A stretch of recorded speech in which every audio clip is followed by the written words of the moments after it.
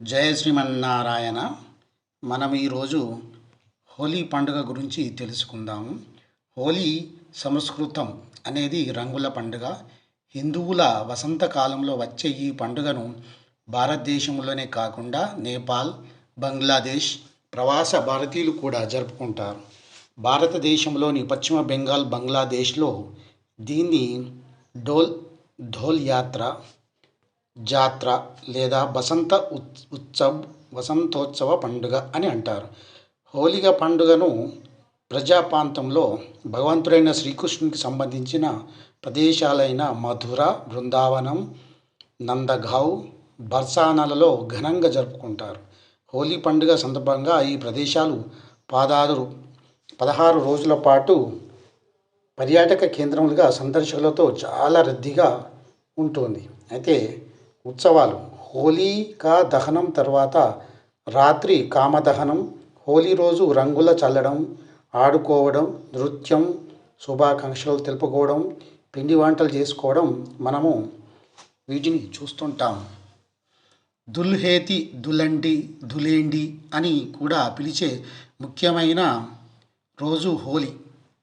ఉత్సవ రోజున ప్రజలు రంగుల పొడిని, రంగు నీళ్ళలు ఒకరిపై ఒకరు చల్లుకుంటారు, ఘనంగా జరుపుకుంటారు. ముందు రోజున హిరణ్యకశ్యపుని చెల్లెలైన హోలిక అనే రాక్షసి బొమ్మకు నిప్పంటిస్తారు. దీనిని హోలికా దహన్, హోలికను కాల్చడం లేదా చోటి హోలీ, చిన్న హోలీ అని కూడా అంటారు. హిరణ్యకశ్యపుని చెల్లెలైన హోలిక అనే రాక్షసి ప్రహ్లాదుడిని మంటలలో వేసినప్పుడు దైవలీలతో తప్పించుకుంటాడు. అందుకే భోగి మంటలు అంటిస్తారు. హోలిక ఈ మంటలలో దహనమయ్యింది. కానీ విష్ణువుకు పరమభక్తుడైన ప్రహ్లాదుడు అతని అపార భక్తితో ఎటువంటి గాయాలు లేకుండా తప్పించుకుంటాడు. ఆంధ్రప్రదేశ్లో హోలికా దహన్ను కామ దహనం అని కూడా అంటారు. ఇది సాధారణంగా శీతాకాలం చివరిలో ఫిబ్రవరి లేదా మార్చి నెలలో తదుపరి వారాల్లో వచ్చే చివరి పాల్గొన మాసం ఫిబ్రవరి లేదా మార్చి పాల్గొన పౌర్ణమి రోజున జరుపుకుంటారు. కొన్ని రోజుల తర్వాత పాల్గొన బహుళ పంచమి పౌర్ణమికి 5వ రోజున పండగ ముగింపునకు సూచిస్తుంది. రంగులతో రంగపంచమి ఉత్సవాన్ని జరుపుకుంటారు. అయితే ఇది మన వైష్ణవులో రాక్షసులకు రాజైన హిరణ్యకశ్యపుడు చాలా కాలం తపస్సు చేసి తనను చంపడం ఇతరులకు దాదాపుగా అసాధ్యమయ్యేలా బ్రహ్మచే వరం పొందుతాడు. అతనికి పగలు లేదా రాత్రి సమయంలో ఇంటి లోపల లేదా ఇంటి బయట, భూమిపైన లేదా ఆకాశంలో మనుషుల వలన, జంతువుల వలన, అస్త్రముల వలన, శస్త్రముల వలన చావు లేకుండా వరాన్ని పొందుతాడు. దానికి అతడు దుహంకారం పెరిగి స్వర్గము, భూమిపై దాడి చేశాడు. ప్రజలు దేవుణ్ణి ఆరాధించడం మాని తనను మాత్రమే పూజించాలని ఆజ్ఞాపిస్తాడు. దీనికి విరుద్ధంగా హిరణ్యకశ్యపుడు సొంత పుత్రుడైన ప్రహ్లాదుడు భగవంతుడైన విష్ణుకు భక్తుడకు. హిరణ్యకశ్యపుడు పలు మార్లు బెదిరించినప్పటికీ ప్రహ్లాదుడు భగవంతుడైన విష్ణువుని ప్రార్థించేవాడు. ఇతడి నోటిలో విషం పోస్తే అది అమృతంగా మారింది. ఏనుగులచే తొక్కించమని ఆదేశించినా అతనికి ఎటువంటి హాని జరగలేదు. ఆకలితో ఉన్న విషసర్పాలున్న గదిలో ఉంచినప్పటికీ జీవించగలిగాడు. హిరణ్యకశ్యపుడు తన కొడుకు చంపాలని చేసిన ప్రయత్నాలన్నీ విఫలమయ్యాయి. చివరికి ప్రహ్లాదుడిని హిరణ్యకశ్యపుడు యొక్క సోదరి అయిన హోలిక ఒడిలో చేతిలో కూర్చోవాలని ఆజ్ఞాపించాడు. ఎందుకంటే మంటల నుండి రక్షించే శాల్వాను ఆమె ధరించడం వలన ఆమెకి ఎలాంటి హాని జరగదు. ప్రహ్లాడు తన తండ్రి ఆదేశాలు వెంటనే అంగీకరించి తనను రక్షించమని విష్ణువును వేడుకుంటాడు. మంటలు మొదలైనప్పుడు అందరూ చూస్తుండగానే హోలికా శాల్వా ఎగిరిపోవడం వలన ఆమె దహనం అవుతుంది. ఆ శాల్వా ప్రహ్లాదుడిని కప్పడం వలన అతడికి ఎటువంటి హాని జరగదు. హోలికా మంటల్లో కాలిపోవడం వల్ల మనకు హోలీ అని జరుపుకుంటాము. తర్వాత భగవంతుడైన విష్ణువు నరసింహ అవతారంలో సగం మనిషి సగం సింహం వచ్చి హిరణ్యకశ్యపుడిని సంధ్యా సమయంలో, అంటే పగలు లేదా రాత్రి కానీ అతడి ఇంట గడప మెట్ల పైన, లోపల లేదా ఇంటి బయట తన యొక్క ఒడిలో కూర్చోబెట్టుకొని ఆకాశం లేదా భూమిపైన కాదు, తన యొక్క పంజాతో చీల్చి చెండాడినాడు. అస్త్రాలు లేదా శస్త్రాలే కాకుండా, అంటే అస్త్రశస్త్రాలు కూడా లేకుండా తన చేతి వేళ్ళ గోళ్ళతోటి అతన్ని చీల్చి చంపడం జరుగుతుంది. ఈ పండుగను భగవంతుడైన కృష్ణుడు పెరిగిన ప్రాంతాలైన మధుర, బృందావనంలో 16 రోజుల పాటు ఘనంగా జరుపుకుంటారు. ప్రతి సంవత్సరం రంగపంచమి రోజున భగవంతుడైన శ్రీకృష్ణుడికి రాధపై ఉన్న ప్రేమను కొనియాడుతారు. భగవంతుడైన కృష్ణుడు గోపికలకు తన చేష్టల ద్వారా ఈ పండుగ ప్రసిద్ధికెక్కాలని చేశాడని నమ్ముతారు.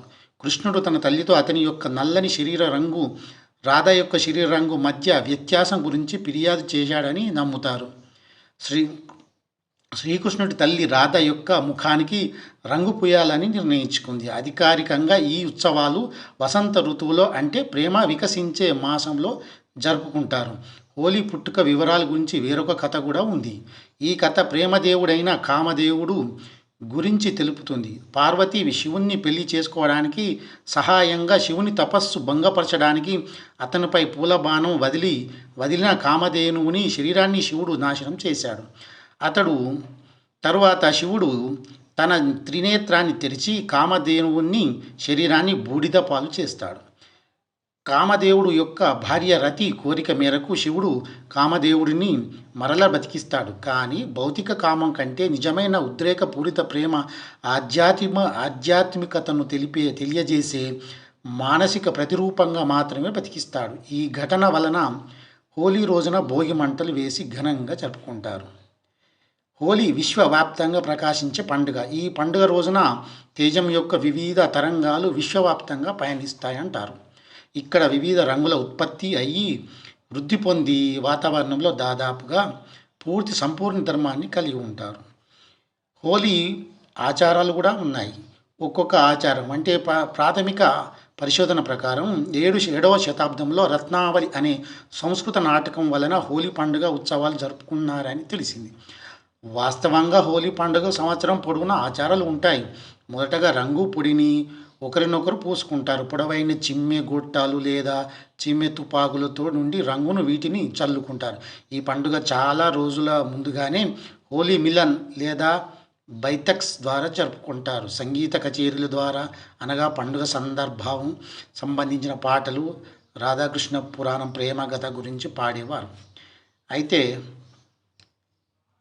హిందూ పురాణాల ప్రకారం భక్త ప్రహ్లాదుని చంపడం ప్రయత్నం చేసే హిరణ్యకశ్యపుని చెల్లెలు హోలిక అనే రాక్షసి దహనానికి సాంకేతిక సాంప్రదాయంగా భోగి మంటలు నిర్వహిస్తారు. అయితే ఎలాగంటే విజయదశమి రోజున రావణుని ప్రతిమను దహనం చేసినట్లుగా ఈ పండుగ రోజు కూడా ప్రతిమను దహనం చేస్తారు.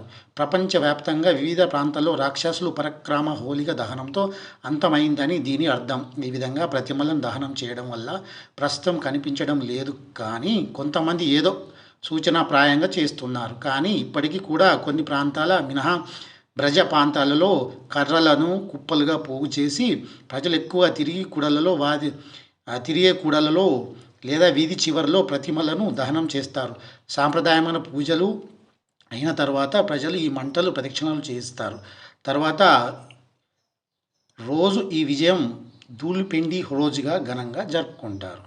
అయితే దోల్ పూర్ణిమ, రంగు పంచమి, రంగుల యొక్క పండుగను విందులతో ఉల్లాసంగా జరుపుకుంటారు. ఈరోజు ప్రజలు తెల్లని దుస్తులు ధరించి బయటికి వస్తారు. ప్రదేశం అంతా అయితే ఆడాలనుకున్నారో ఈ యొక్క ప్రాంగణంలో ఆడుకుంటారు. ఇది మనకు ఒక 2 రకాలుగా వచ్చే హోలీ పండుగ. ఇది ఇప్పుడు వచ్చే మనకు ఈ 2024వ సంవత్సరంలో పూర్ణిమ రోజు వస్తున్నది కనుక ఇది అందరూ జరుపుకొని మంచిగా స్వామివారి ఆశీస్సులు కానీ లేదా సంతోషకరంగా ఉండాలని కోరుకుంటున్నాను. అందరికీ జై శ్రీమన్నారాయణ. ఇంతవరకు నా వీడియో విని మీరు అర్థం చేసుకున్నందుకు ధన్యవాదాలు. మా యొక్క ఛానల్ ఇప్పటివరకు సబ్స్క్రైబ్ చేయకపోతే చేసుకోండి. ab.tv00